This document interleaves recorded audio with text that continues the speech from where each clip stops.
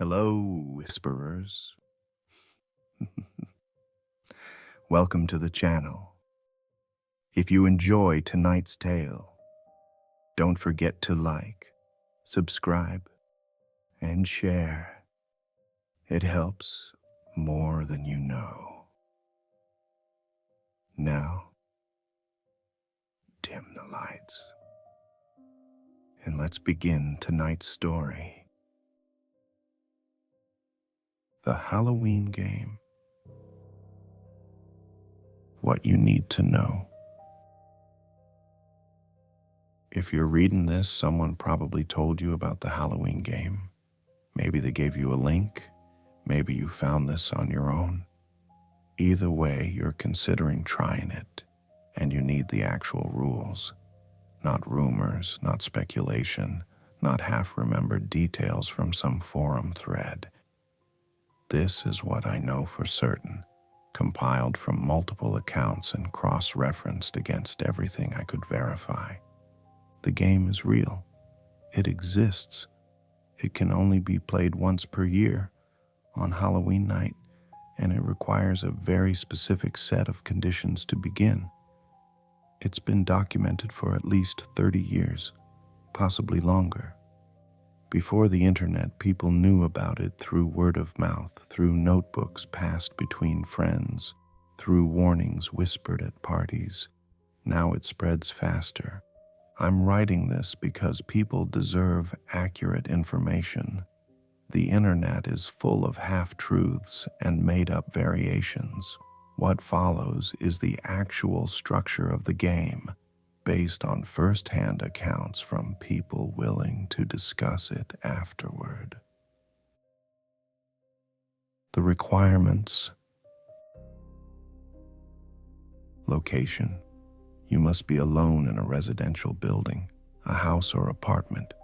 The space must have at least 2 separate rooms with closable doors. A studio apartment technically qualifies, but you need distinct areas to hide.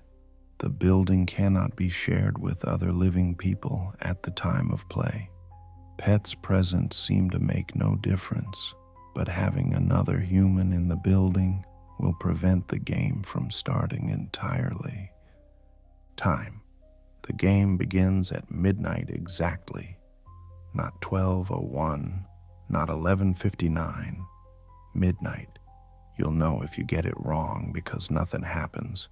No presence, no sensation, nothing.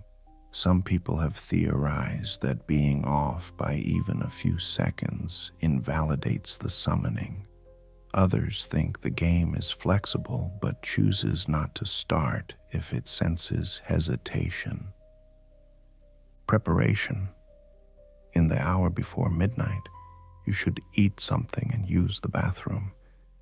You won't be able to do either during the game. Walk through your entire building with the lights on. Familiarize yourself with every room, every corner, every possible hiding place. Some people create mental maps, some photograph their spaces. This preparation serves 2 purposes. It steadies your mind before you begin, and it gives you tactical advantage. The summoning. At midnight, you must stand in the room where you plan to hide first. Your position in this room will determine where the seekers begin their search, so choose carefully. Pick a room central to the building if you want options, or a room near your intended hiding spot if you want to minimize travel time. Recite the following. I invite the players. I invite the seekers. I invite those between. Come find me before the sun. The game begins now. Say it 3 times. Your voice should be calm and steady. Whisper it, don't shout. Projection and volume seem to matter less than sincerity. After the 3rd recitation, turn off all lights in the building. There will be a moment of absolute silence. This lasts anywhere from 3 to 10 seconds. Then you'll feel them arrive. It's not a sound or a visual. It's a pressure change. a sudden awareness that you are no longer alone. The air becomes heavier. The building's temperature drops noticeably. That's when they're here. How the game works. The teams. You are the hider. Them, the entities that respond to the summoning, are the seekers. There is no in-between during active gameplay. You cannot negotiate, trade, or communicate with them in any way that changes the fundamental roles. The hunt. You have approximately 5 minutes after the summoning to hide somewhere in the building. This is your grace period, your only window of safety. The seekers will not actively hunt during these 5 minutes, but they can move through the building. Some people report hearing footsteps or feeling presences pass near them during this window. This is intentional. It's part of the game. After this grace period ends, the hunt begins in earnest. You will feel when the 5 minutes are up. It's difficult to describe, but you'll know. It's similar to the feeling when the seekers arrive, a shift in the building's atmosphere, a tightening. Those who've described it say it feels like tension in your chest or pressure in your ears, though not physically painful. After that moment, if a seeker discovers you, you're caught immediately. The rules of hiding. You cannot leave the building at any point during the game. The doors and windows will not open for you once the game begins. Testing this during the grace period is possible but unwise. It wastes time and focus. You cannot hide in spaces smaller than a standard closet. The exact definition varies, but crawl spaces, cabinets, and underneath furniture don't count. Under a bed is acceptable. Behind a large piece of furniture is acceptable. In a bathtub with a shower curtain closed is acceptable. In a cabinet is not. You cannot use locks on doors or containers where you're hiding. If your hiding spot has a lock, you must leave it unlocked. Some people have theorized this is to prevent the seekers from becoming frustrated or to maintain the game as something winnable rather than impossible. You cannot use light sources of any kind. No flashlights, no phones, no matches. Complete darkness is required. You cannot make noise intentionally. Your breathing, your heartbeat, these are fine. Dropping something, shuffling, whispering to yourself, these are not. You must remain completely still once you've hidden. Movement forfeits your position. Several people who tried to change hiding spots mid-game report that the seekers found them within minutes of moving. You cannot harm the building or yourself as a method of hiding. Removing floorboards, creating new spaces, punching through drywall. These fall outside the rules and are treated like other rule violations. The rules for seekers. They are bound to the interior of the building. They cannot pass through external walls. They cannot open locks you've secured before the game began. If your bedroom door had a lock and you locked it on your side before the summoning, they cannot break through it. Some people interpret this as a loophole and prepare locked rooms before starting. This is legitimate strategy. They move through interior walls and doors without obstruction. They do not have to walk around obstacles. They pass through as if nothing is there. They know the building's layout instantly and completely. They understand the structure better than you do, even if it's your home. They do not tire. They do not need breaks. They can search endlessly. They can sense movement and sound from anywhere they choose to focus. They don't have to search methodically. They can listen from any point in the building and detect disturbances. This is why staying silent and still is critical. They cannot lie about their location or capabilities. If you somehow communicate with them, people rarely try. They will answer truthfully, but most find that their presence makes lying impossible anyway. What caught means: when a seeker finds you, they will touch you. Physical contact is always involved. It feels cold, unnaturally cold, like touching something that's been in a freezer for hours. Your skin will react. Some people report visible frost or numbness at the point of contact.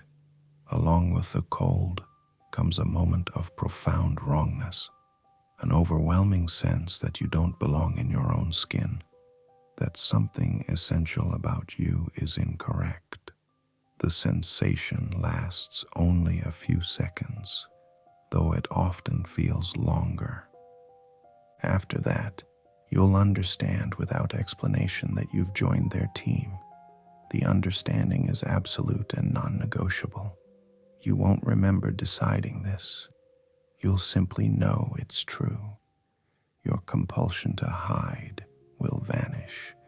Your compulsion to seek will begin. Once caught, you are no longer the hider. You become a seeker. You gain the same abilities they have: the ability to move through walls, to sense movement, to navigate the building perfectly. You will feel compelled to seek, and you cannot resist this compulsion. Your former self, your identity as the hider, becomes distant and abstract, like a memory of a dream. What happens if you're caught? Several accounts describe the experience from the perspective of someone who's been caught. They report that you retain full consciousness and memory, but your motivations change completely. You don't want to catch the hider out of malice. You simply want to, the way you want food when you're hungry. There's no choice involved. You become part of the seeking collective, and you don't experience it as wrong or invasive. You experience it as natural. No one has reliably reported what happens to caught players after sunrise. Some people claim caught seekers simply vanish. Others claim they remain in the building indefinitely. A few accounts suggest that caught players are somehow released after sunrise and left with no memory of the catch, only confusion about missing time. These accounts are contradictory and unverified. Winning the game. If you're the last one standing, if you remain uncaught until sunrise, when sunlight enters the building, the seekers will vanish instantly. You'll feel it happen the same way you felt them arrive. The pressure in the air releases. The temperature normalizes. The building becomes yours again. The game ends. You win. Your reward. You are granted one wish, one single thing you ask for, and it will be given to you. The specifics of how it manifests are not something you control. The wish is binding and irreversible. You don't get to negotiate terms or watch a monkey's paw scenario play out.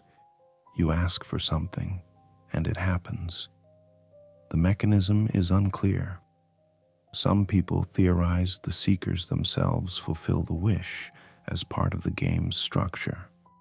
Others think something else is involved entirely. If you're caught before sunrise, you remain a seeker indefinitely. You cannot leave the building. You will remain there, seeking for the rest of the night and potentially beyond. The building becomes a sort of containment space while the game is active. After sunrise, the accounts become uncertain. Some people have reported that caught seekers are released from the building with no memory. Some claim they remain trapped. Some claim they never entered the building at all after being caught, that they exist in a parallel space within it, still seeking in perpetuity. No one caught has voluntarily reported what happened to them. Only second-hand observations exist. Important warnings on quitting. You cannot stop playing once it begins. Attempting to leave the building or opt out of your role doesn't work. The rules are absolute and self-enforcing.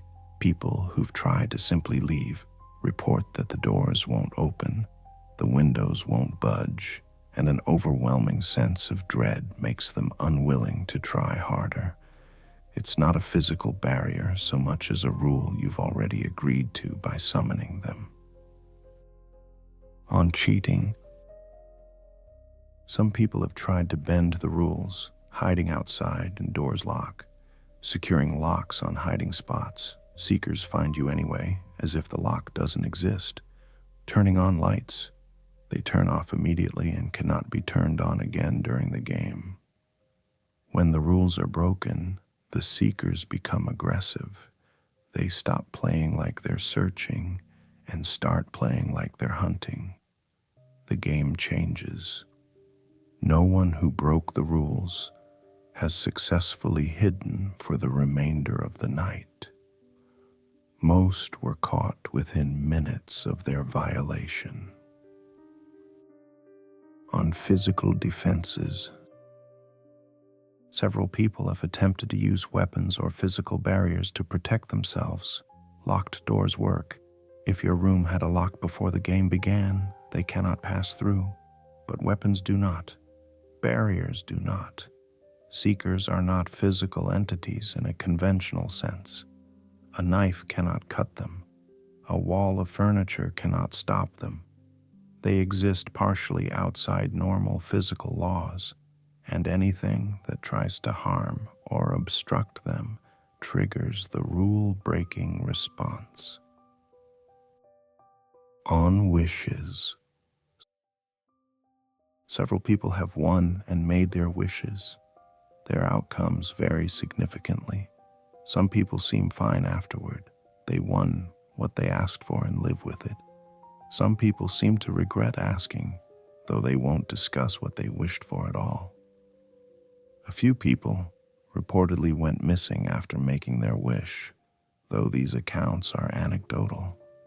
One verified account describes someone who wished to take back their wish, and the wish was granted. They returned to the moment before they made it, still the winner of the game, able to choose differently. They made a different wish, got it granted, and have lived with that outcome. Make sure you know exactly what you're asking for. Wishes are tricky things, and the game doesn't interpret your intent. It interprets your words. Telling others. You can share the rules. You should probably think carefully about whether you should. Everyone who reads this becomes a potential player. The game spreads because people know about it. Whether this is intentional on the part of the game itself or simply human nature, the result is the same. More players, more hunters, more caught seekers. Some people believe the game is designed to recruit, that each caught player stays trapped, seeking forever, that the seekers are people from previous years, and the game replenishes its hunting force through repeated play. This is speculation, but it's worth considering. One last thing. The game is always recruiting for next year. That's what the Seekers are really looking for. Not just to catch you, but to see if you'll join them when dawn doesn't come. You become part of the game's infrastructure. You become one of the hunters. If you've read this far, you now know enough to play. You understand the rules, the requirements, and the stakes. You understand what could go wrong and what could go right. The question is, do you want to? And if you do, if you decide to summon them on Halloween night at midnight, please understand that you're not just making a choice for yourself. You're answering an invitation that's been extended for decades. You're stepping into something that's been waiting for you. Make sure you're ready.